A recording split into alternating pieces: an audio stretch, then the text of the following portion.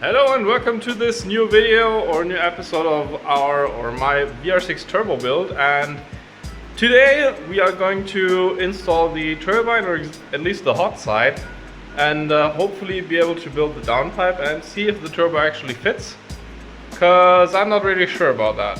So I've already taken out the manifold, which wasn't stock, so it was a tubular manifold. If anybody's interested, it's like a cheap one.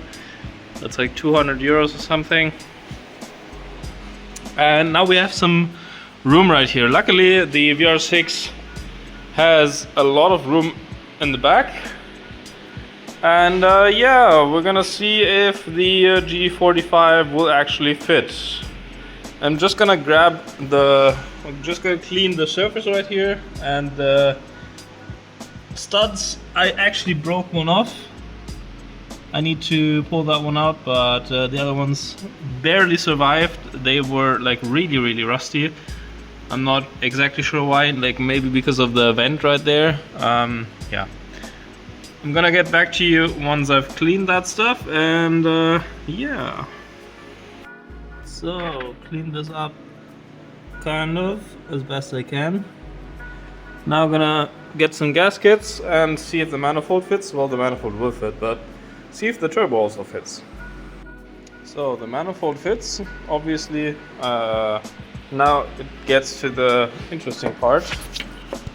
Maybe I can put it here so they can see it somewhere, like this. Maybe.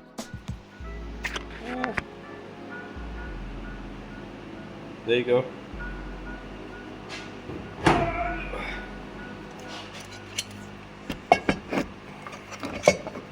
Oh boy, it's gonna be tight. I mean, it does fit, but I'm kind of concerned about the compressor housing, honestly.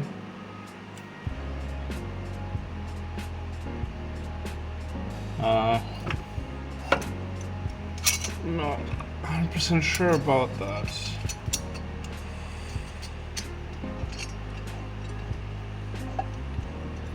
That's just... holy moly.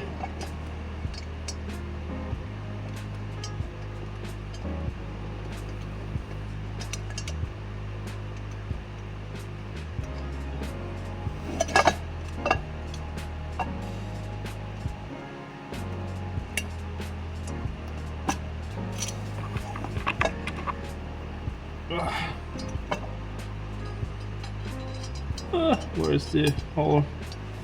Oh fuck. Oh brother. There's gotta be some annoying stuff.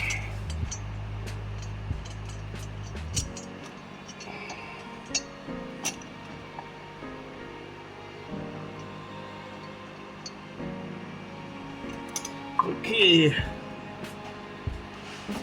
Well, looks like... actually looks kind of small for a GT35, 45. Okay, now I have to get the compressor housing and CHRA and see if that fits. I will tighten down the nut right here, so just that we have some reference.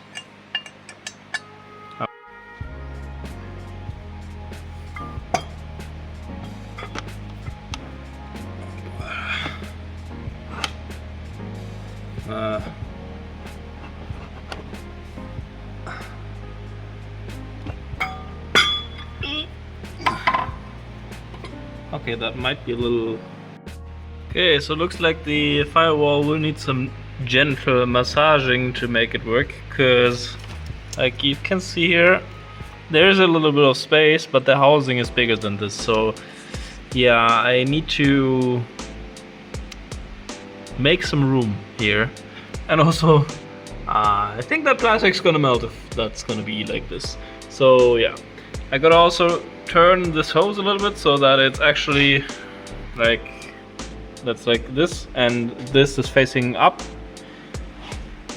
Yeah, and then yeah, gotta put on the wastegate, because that's gonna get a screamer pipe anyway, so not a big deal.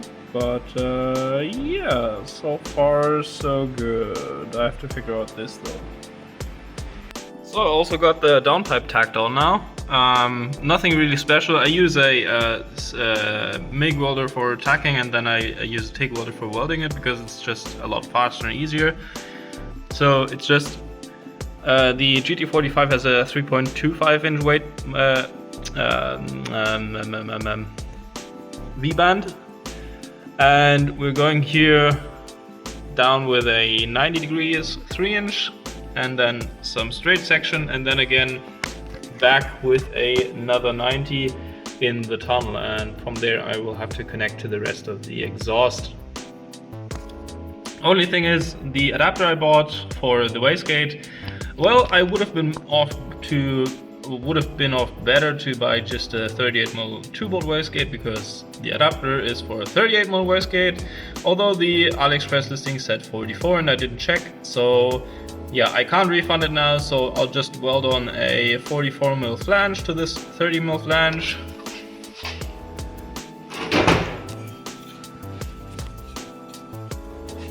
So that's gonna be basically like this.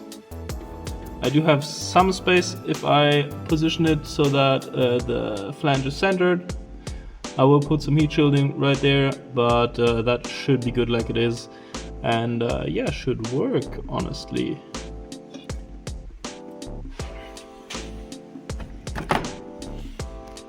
And that's the progress so far. I didn't yet massage my firewall, but that's also going to come soon, or sooner than later. Okay, small update. So the hot side's completely done.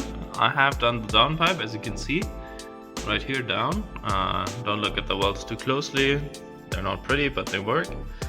And yeah, I've also done the oil lines already, but yeah, as you can see, the turbo fits. I had to massage the firewall a little bit. Yeah, here. As you can see, I still need to, like, I will probably cut out a piece here so that I can route the harness through the firewall and back there also. And I need to wrap the downpipe. I also turned this hose a bit so that it's not touching here. Obviously that's not that great. And I still need to weld a bung for an O2 sensor and wrap the downpipe, as I said. This here adapter, which I bought from AliExpress, was supposed to be 44mm, but it was actually 38mm. So I had to weld on the 44mm flange so that the wastegate fits. So yeah, it was kind of a pain, but now it is working. I'm already working on the intercooler piping. So I have a 76mm elbow and then a 63mm reducer, because I want to run 63mm intercooler piping. This is the intercooler I'm gonna run, and yeah, I'm gonna pull out the downpipe and show it to you, and show you the wrapping after. What I've also done, I have fixed my wastegate issue. So as I said, if you've seen the video where I said the seat doesn't sit properly, it does now, so I can push it down, which is a good thing, so it will seal. And what I did is I loosened these bolts, or these little screws here, and then you can actually, in the seat of in the valve stem, you can pull up this flange a little bit, so the valve will sit lower, and that fixed the issue. Alright, so that's the downpipe wrapped. I put a wideband bung in here. I still need to trim this because this is obviously not really flow optimized, but yeah. So this is it kind of for the first part of the install, and we're going to talk about the intercooler piping and stuff in the second part. Now the hot side pretty much is done and the turbo is on the engine. And that's why also in the prices you only see the prices, or like the components for the hot side, and everything else is going to be added later on with the cold side and everything else. There's not too much left, so I'll keep you posted on what we are going to do. Obviously we'll see if the stock clutch, how much it can handle, and go like slowly up the boost, or rather see what boost it makes, what boost the engine can handle, etc., and then go from there.